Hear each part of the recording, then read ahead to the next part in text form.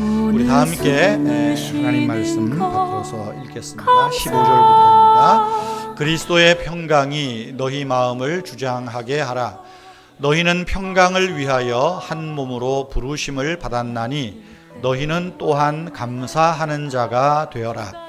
그리스도의 말씀이 너희 속에 풍성히 거하여 모든 지혜로 피차 가르치며 권면하고 시와 찬송과 신령한 노래를 부르며 감사한 마음으로 하나님을 찬양하고 또 무엇을 하든지 말에나 일에나 다 주 예수의 이름으로 하고 그를 힘입어 하나님 아버지께 감사하라. 아멘. 성도 여러분, 우리는 시대에 따라서 정보를 업데이트해야 됩니다. 나아가서 새롭고 다양한 풍성한 정보를 활용하는 우리의 삶을 업그레이드 해야 됩니다. 정보만 수용하지 말고 그 정보를 이용하고 구동시킬 내 마음의 자세, 생각의 자세, 삶의 질을 업그레이드 해야 합니다. 우리가 하나님 앞에서 우리의 삶을 업그레이드한다, 우리 삶의 등급을 높인다라고 할 때 어떻게 등급을 높일 수 있을까요?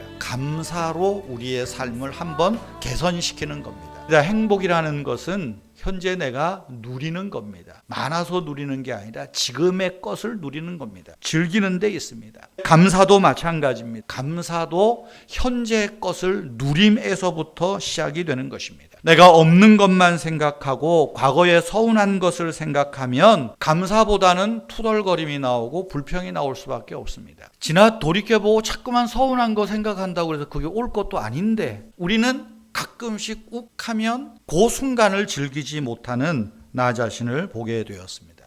하나님께서 6일 동안 세상을 창조하셨습니다. 하나님이 세상을 창조하실 때마다 하셨던 말씀이 뭡니까? 좋다 하는 말입니다.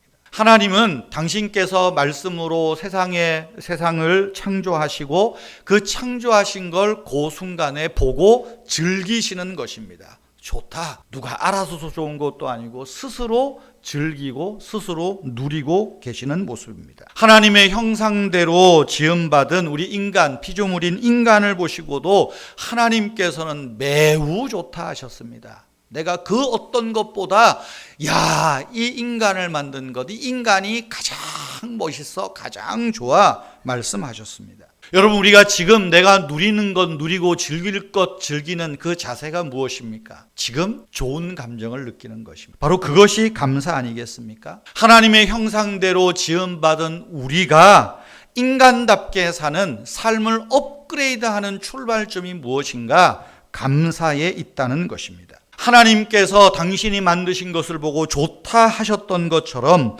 우리도 우리에게 주어진 삶을 좋다고 느끼고 좋게 바라보고 그 좋은 것을 지금 누리고 감사하는 것이 우리의 삶을 업그레이드 해 나가는 과정이지 않는가. 우리 삶의 등급을 높이는 것이다 라는 생각입니다. 어떤 사람들은 요즘 세대를 말해서 사랑이 없다고 말합니다. 아니요, 제가 볼 때는 사랑은 있습니다. 사랑의 방향, 방법이 어떠냐가 문제겠죠. 요즘 세대는 사랑이 없는 것이 아니라 감사가 실종되고 감사가 사라지는 것이 더 문제인 것입니다. 디모데후서 3장 2절 3절을 보십시오. 말세가 되면 사람들은 자기를 사랑합니다. 사랑이 있다니까는요. 돈을 사랑합니다. 사랑이 있어요. 자랑합니다. 자기 사랑에서 나오죠. 교만하고 비방한다. 누군가를 비방해야 좀 내가 높아지지 않겠어요. 근데 뒤에 보세요. 감사하지 아니하며. 잘못된 사랑이라도 사랑은 있어요. 감사가 없다는 거예요. 흥미로운 실험이 있습니다. 감사보다는 화를 잘 내고 투덜거리는 사람의 입김을 고무풍선에 비닐봉지에 담아서 그거를 냉각하고 액체로 만들어서 그 액체를 주사기로 뽑아서 쥐에게 주사를 했답니다. 어떻게 됐을까요? 화난 입김에 주사를 맞은 쥐는 3분도 안 돼서 즉사했다고 합니다. 제가 그 글을 보고 놀랐습니다. 이 화내는 게 사람 죽이는 거구나. 근데 화가 어디서 오나요? 보통 스트레스잖아요. 만병의 근원이 스트레스에 있다. 많은 의사 선생님들이 이야기를 합니다. 스트레스는 나를 죽이고 상대방을 죽이게 합니다. 화를 북돋웁니다. 뇌분비학과 의사인 한스 쉘리 박사가 1958년에 이 스트레스, 사람의 스트레스를 연구해서 노벨 의학상을 받았다고 합니다. 이제 이분이 이제 고령에 은퇴할 쯤이 돼서 그분이 재직하는 하버드대에서 이제 고별 강연을 마지막으로 쫙 이제 하고 박수를 받고 이제 은퇴를 하게 됩니다. 어떤 젊은 선생이 손을 들고 이야기를 합니다. 선생님, 그러면 우리는 지금 더더욱 스트레스 홍수 시대에 살고 있습니다. 스트레스를 해소할 수 있는 비결, 처방 방법을 한 가지 좀 이야기해 줘 보십시오. 그러자 한스 박사는 그 질문하는 선생님뿐 아니라 거기에 있는 사람들에게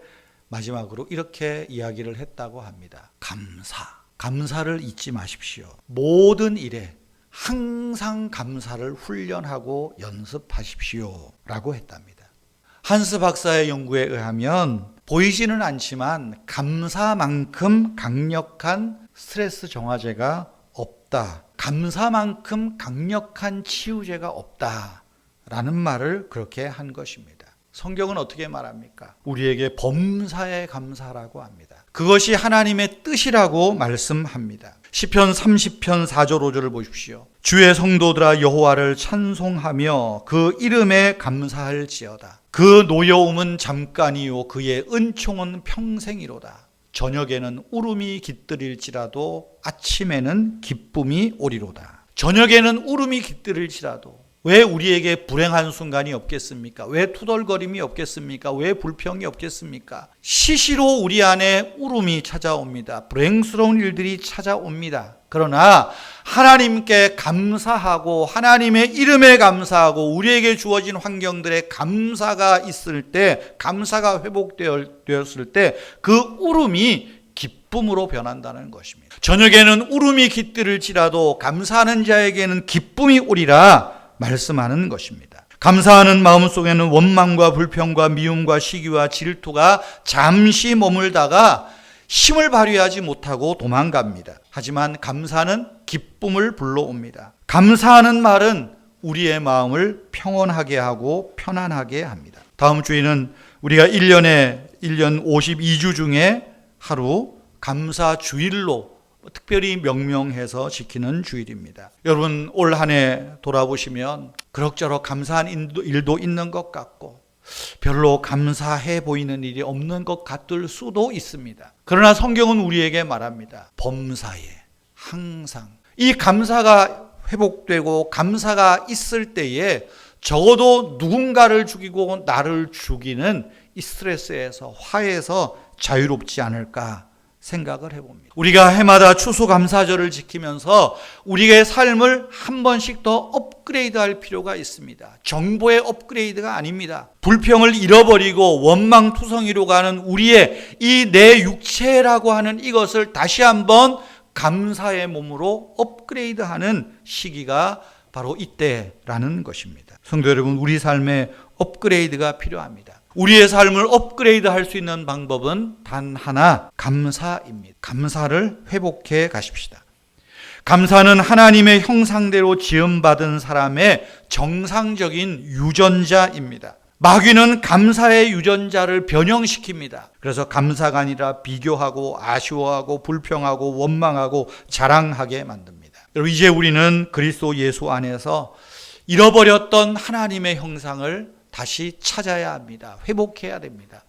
오늘 우리가 사람들에게 혹은 우리의 가족들에게 자녀들에게 좋다. 감사의 표현, 감사의 삶이 업그레이드 되어야 할 것입니다. 이런 글을 봤습니다. 그래서 감사하십시오. 그러니까 감사하십시오. 그럼에도 감사하십시오. 그것까지 감사하십시오. 좀 이런 삶으로 업그레이드 되면 좋겠습니다. 그래서 입으로 감사하고 마음으로 감사하고 몸으로 감사하고 생활로 감사하고 영으로 감사하고 모든 것으로 감사, 때마다 일마다 감사가 풍성해지는 우리 은혜의 교회와 모든 성도님들 되시기를 축복합니다. 하나님 아버지, 사랑과 은혜로 새로운 한 주간을 시작합니다.